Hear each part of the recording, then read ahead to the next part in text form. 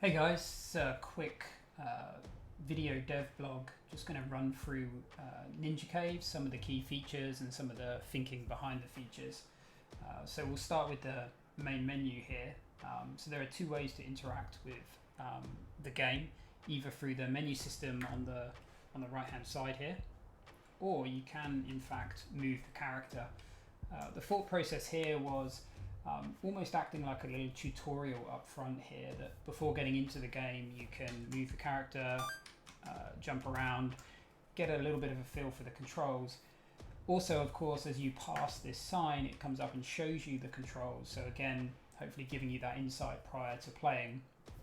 This is actually a condition here that says if you're using the keyboard it will show you the keyboard controls, but if you've actively connected a controller, whether that be on PC, the Mac, or on iOS, it will actually show you the controller controls. So this is the main menu. New game obviously starts a new game. Continue will pick up where you last left off. So there is a save element to the game. There's no save slots, but it will essentially just pick up from the level that you were last at, and it will include all of the coins and enemies that you've defeated. There's an about section and obviously quit. About, very simple, just shows some high level context about the game, what it is, why it was created, and then a link to the privacy policy. The game doesn't actually capture any information, so very simple in that regard.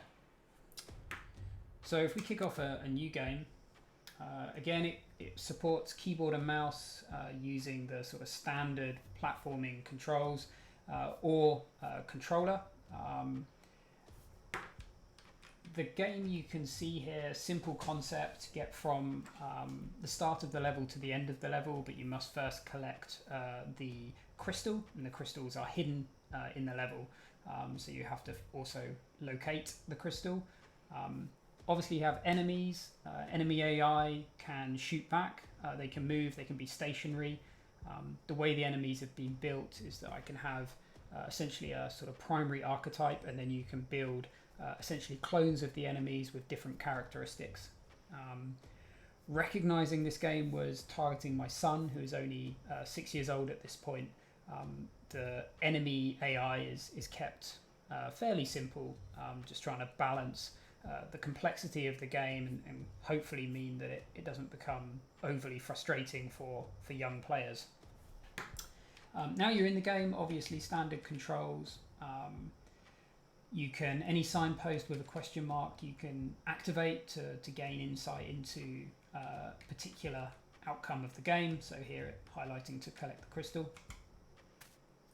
Jumping mechanics does include a jump buffer, so there's I think it's a 3 or 4 pixel jump buffer at the end of each,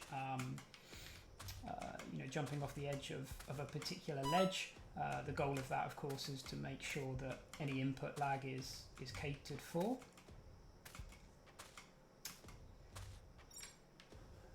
Grabbed the ninja stars. You can see in the top left of the menu here that it now shows ninja stars as equipped. You can currently only equip one item at a time, but over the development of the game we may have more of an inventory system where you can equip more than one. And you can also see top right that we've collected 1 coin.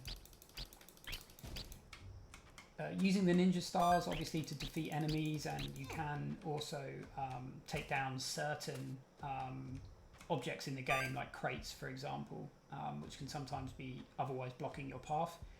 Ninja stars are purposely not 100% accurate, so you can see here when I shoot that they don't completely align to the crosshair. That's done on purpose, with an acknowledgement that if you're throwing something it probably isn't going to be 100% accurate. There are numerous obstacles in the game. You can see one here. Classic platformer approach. You have to try to jump over to make sure it doesn't hit you. The game itself, if you get hit by an obstacle or if you get hit by an enemy, then it will result in the level restarting. However, if an enemy hits you with a ninja star, and that does happen later in the game, you lose health, and health you can see in the top left there, and generally speaking you'll get sort of 3 lives, although you can go and collect more lives in the game if needed. So you can see down here the crystal, which we now have. No indicator at the moment that you've collected the crystal, might be something we add later. When I say we, I'm talking about really me and my son, who's been helping me design the levels. Water and other sort of ground obstacles, they are also an instant level restart. In terms of game lighting, you can see that we have these little fires, little sprites. The game itself actually has an overlay that basically is a black overlay, which then has a level of transparency applied to it, which gives the game a sort of darker look. We then really have sort of baked lighting. So around each of these campfires, we do a cutout, which will then bring the light through to the forefront. Which gives you a feeling of sort of ambience in the game. Those are things that will apply more aggressively in later levels when you get into the caves. For example, it will be darker, so your visibility will be reduced and you'll rely more heavily on the lights. So that's the first level completed, pretty simple. Immediately going into the second level, you can see now that we have different obstacles that you need to try to overcome. Again, you can collect the coins. You can choose to collect all the coins or none at all. Same with the enemies. You can choose to defeat them or you can simply avoid them. I have given some thought to maybe creating a path through the game where you defeat actually no enemies, so you can have a more merciful playthrough.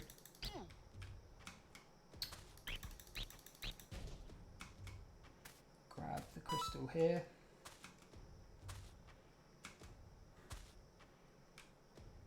You can see we didn't pick up the heart here. The reason being is that you have full life at this point. If you were to lose life, then you would, of course, be able to pick that up. So different enemy type here, and you can see this is an enemy type that can shoot back. They also have more life.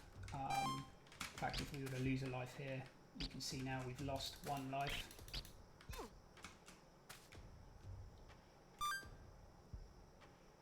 And just as evidence of that, if we were to jump down here and grab this heart now to replenish life.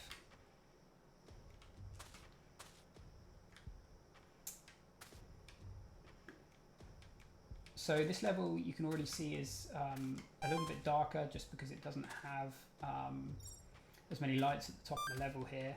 It's also the first level now where you get an ability. So the ability here is to glide. So you glide to avoid obstacles, and on the keyboard at least it's the letter V to activate, and it basically gives you an ability to float, brings a different dynamic to the game. Other abilities that are in the game are super jump and sort of super speed, which will be used again to avoid specific obstacles on levels. We already have the ninja stars, so we don't need to collect them again. The glide component really just brings a different dynamic to the game. So we can float around. It means as well that you can explore different parts of the game that were maybe otherwise not accessible.